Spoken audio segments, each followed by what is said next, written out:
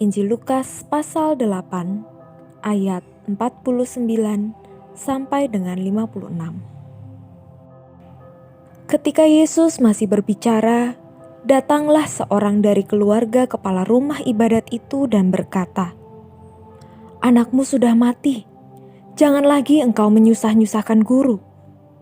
Tetapi Yesus mendengarnya dan berkata kepada Yairus, "Jangan takut, percaya saja dan anakmu akan selamat."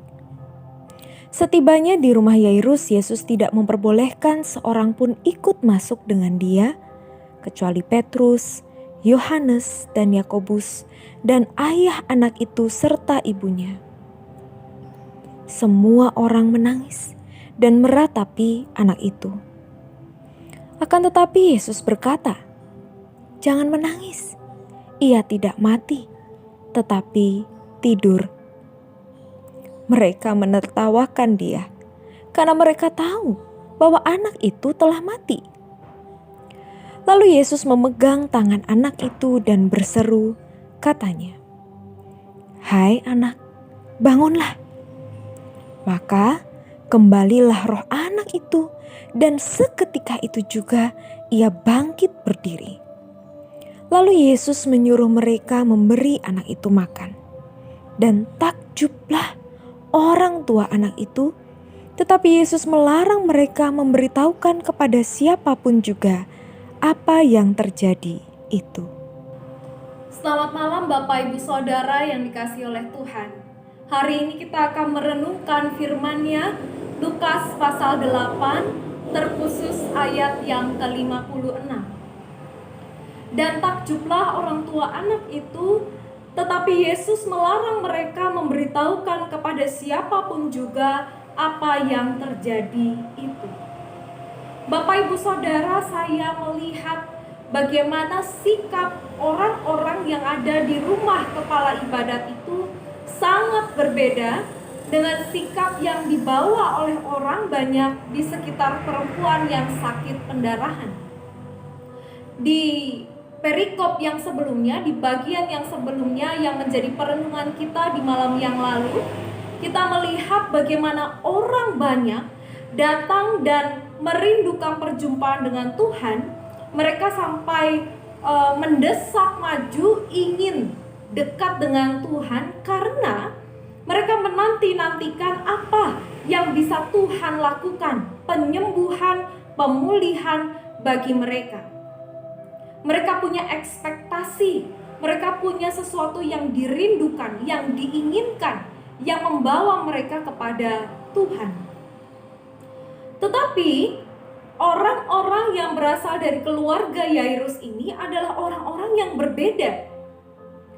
Ketika semula ada seorang yang datang dan berjumpa dengan Yesus, ia mengatakan, "Anakmu sudah mati, jangan lagi engkau menyusah-nyusahkan guru."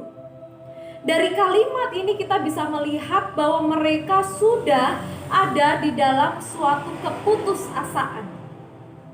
Mereka melihat sudah tidak ada gunanya lagi mengalami perjumpaan dengan Tuhan, sebab tidak ada gunanya. Tidak ada manfaat yang bisa diambil dari perjumpaan dengan Tuhan, sebab anak itu sudah mati. Nah Bapak Ibu Saudara, begitu juga yang dialami oleh Yesus ketika sampai di rumah Yairus. Semua orang menangis, semua orang meratap karena kematian anak itu. Namun ketika Tuhan mengatakan anak itu tidak mati, anak itu sedang tidur, maka apa yang mereka lakukan? Mereka menertawakan dia. Sikap ini pun menunjukkan Bapak Ibu bahwa mereka melihat sudah tidak ada gunanya lagi Yesus ada di sana. Sudah tidak ada lagi harapan. Oleh sebab itu Bapak Ibu, maka Yesus pun mengatakan sesuatu yang sangat berbeda jika kita bandingkan dengan mujizat yang dialami oleh perempuan yang sakit pendarahan. Perempuan yang sembuh itu bercerita kepada orang banyak apa yang ia alami, dan itu diteruskan kepada orang-orang di sekitarnya. Namun mujizat yang terjadi, kebangkitan dari anak itu, dikatakan di dalam perikop kita bahwa Yesus melarang mereka menceritakan kepada siapapun apa yang terjadi itu. Saya merenungkan Bapak Ibu Saudara, kadang-kadang kita tidak siap menerima suatu perubahan dalam hidup kita. Meskipun perubahan itu adalah perubahan yang baik. Terkadang-kadang kita meromantisasi, menikmati penderitaan kita, tangisan kita, ratapan kita, kita hanyut, larut dan berkubang di dalam ratap tangis itu dan lupa bahwa Tuhan saat itu sudah atau sedang menyatakan suatu perubahan dalam hidup kita. Nah, karena kita tidak siap, maka mujizat itu pun tidak teralami begitu ya. Meskipun terjadi, seharusnya kita bisa bersyukur karenanya, tetapi itu kita anggap sebagai sesuatu yang lewat saja. Yang kita lihat sebagai sesuatu yang nggak mungkin itu dialami. Nah, Bapak Ibu Saudara, mari kita renungkan.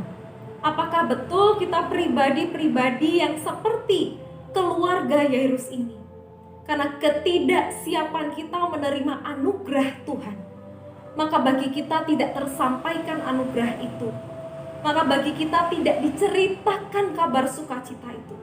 Sebab diri kita masih asik dengan ratap dan tangis kita. Mari Bapak Ibu Saudara, kita sambut anugerah Allah.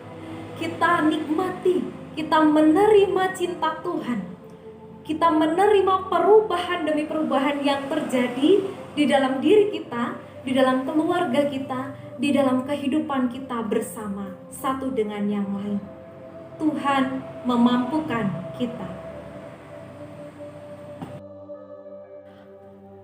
Allah yang kami kenal dalam Tuhan Yesus Kristus, terima kasih untuk pengalaman demi pengalaman yang kami alami dalam hidup kami. Dan jikalau Tuhan di waktu-waktu yang lalu ataupun saat ini kami asik sendiri dengan penderitaan kami, tanpa kami sadari Tuhan, kami lebih nyaman dengan keputusasaan kami. Kami tidak ingin ada yang berubah. Tuhan, ampunilah. Saat ini Tuhan, kami mau peka melihat anugerah Tuhan yang kami alami, bahwa hal-hal yang Tuhan izinkan dalam hidup kami adalah anugerah yang menguatkan kami, memulihkan kami, sehingga kami sungguh-sungguh boleh menjalani hidup ini lebih berkenan di mata Tuhan. Ajar kami Tuhan untuk membuka tangan kami, menyambut anugerah Tuhan dan bersyukur karenanya. Doa ini kami naikkan di dalam satu nama, yakni Tuhan Yesus Kristus, Juru Selamat kami yang hidup. Amin.